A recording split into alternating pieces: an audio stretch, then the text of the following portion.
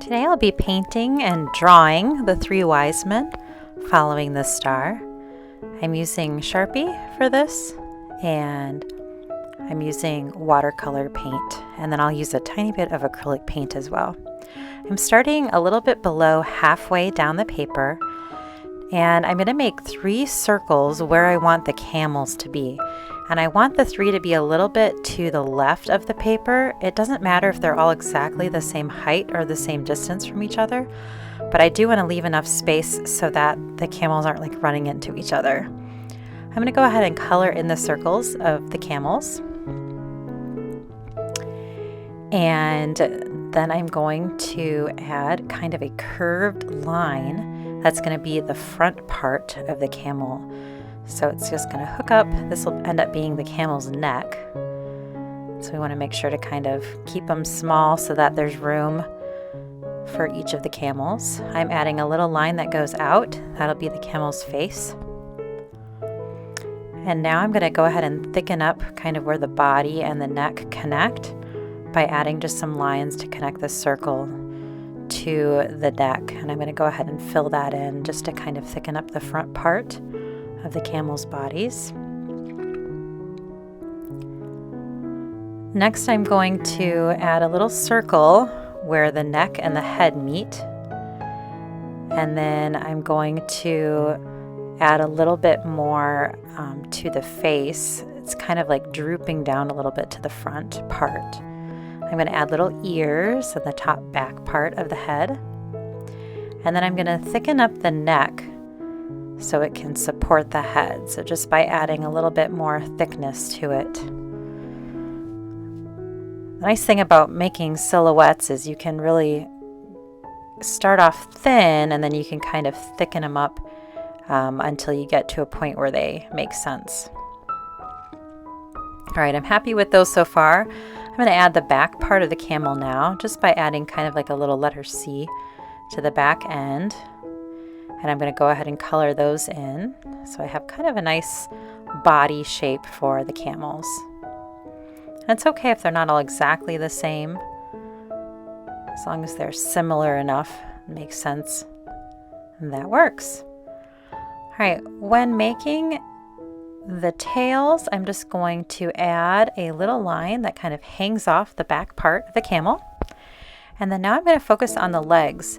Now when making the legs, I'm starting off with just lines. So they're like stick legs.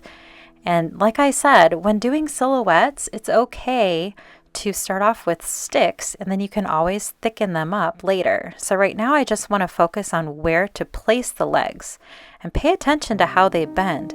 The back legs bend differently than the front legs do. And we want to make sure that those make sense.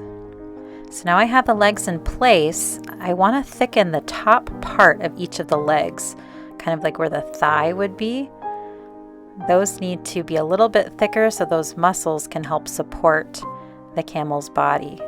I also want to make a little line that goes down so that the stomach looks like it's angled a little bit down towards the front of the camel.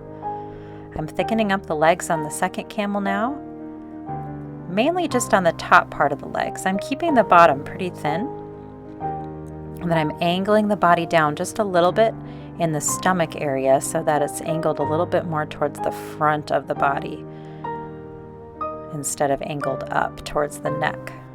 So I want it angled down. There we go. All right, I'm pretty happy with those camel shapes. Now we need to give our camels some riders. So I'm going to start by just adding a horizontal line on the top part of each of the camel's humps. This will give a little bit more stability to our riders here. Next, I'm going to add just a little shape. It's kind of a just like a little mound on top of each of those horizontal lines. And that's going to be the wise men's bodies. Then I'm going to add just a real little circle on top of that for their heads. Think of how big the camels are. The circles really don't need to be that big. I'm throwing a little arm out that's kind of reaching up ahead. And then I'm going to add some kind of hat. And because this is such a small picture, they don't need to be too fancy. I'm just trying to come up with some real basic shapes, something that might make them look kind of interesting. It can even just be a little square. You can see it kind of looks like the middle guy has a feather. Now I can make the ground go underneath where the camels are walking. So I'm basically trying to connect their feet to the ground, and I want to make it so it's not a perfectly flat ground, but it's kind of a more interesting shape. Next, you can basically add black to everything below where the camels are walking. So all of this ground here would be very dark. And you can do that with Sharpie, which is what I ended up doing at the beginning. And I've sped it up here just to show you quickly the process. Or actually, to tell you the truth, the Sharpie was even taking me a little long, so I ended up switching just to some black paint. And I ended up painting the rest of the bottom of my picture with black, as you can see there. Now I'm using watercolor paints, and the key to this step is to really make sure that your paper is staying wet.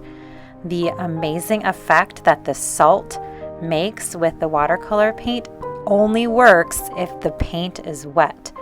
So it's best to use a larger brush, and I probably could have even gone bigger with the brush that I used. And I want to really drop in lots of color and lots of water and make this section really full of paint.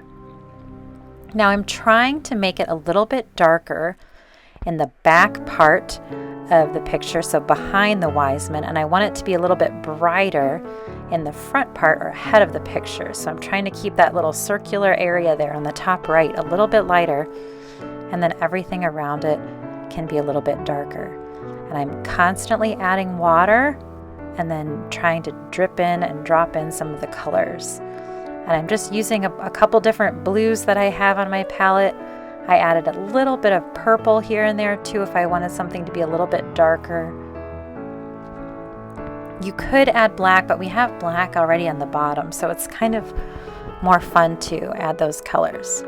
Now here I have just basic table salt, and I'm pinching it with my finger and then sprinkling it out while my watercolor paint is wet. This only works if the paint is wet, otherwise it will not work. And I'm just really sprinkling it all over where my paint is, and I wanted to especially add a lot in that white circle. You can see after it's dried that it has such a cool effect. And I'm using a white pen now to draw in the star. This is a Posca pen, and usually it shows up pretty well. I think because of all the salt that was on my paper, the pen was not really loving that, so it's kind of hard to see. I have a thin Sharpie, and I just wanted to add like the little reins that you would use to lead the camels. So I'm adding a little line from the wise men's hands to the front part of the head of the camels to look like they are steering the camels with those. I went back and tried to go over my star lines again, and you can see I've got a nice cross shape first, and then I added a little X inside of the cross, but it still just wasn't quite bright enough. I wanted it to stand out a little bit more, so instead I am using some white acrylic paint, and I will add that. But first I wanted to take off the tape and get a nice crisp outline going while I let some of the white pen dry. And so I've got my nice outline. I always like taping down my paper, especially when I do watercolor. All right, here is the little bit of white paint, and I'm just using a real little brush, and now I can get a lot brighter with my star in the sky. And I'm just doing a straight line down, a straight line across to make a cross, and then I add an X on top of that just for a little bit of the shine. And there you have it. the wise men following the star. And really, the salt does so much of the work for me on this picture with the neat effect of the sky. So, and it's so neat because everyone who does it will have a different effect. So try it out, see what you think, and I hope you have as much fun as I had painting this piece. Thank you guys so much for watching, and please subscribe below if you are liking these videos.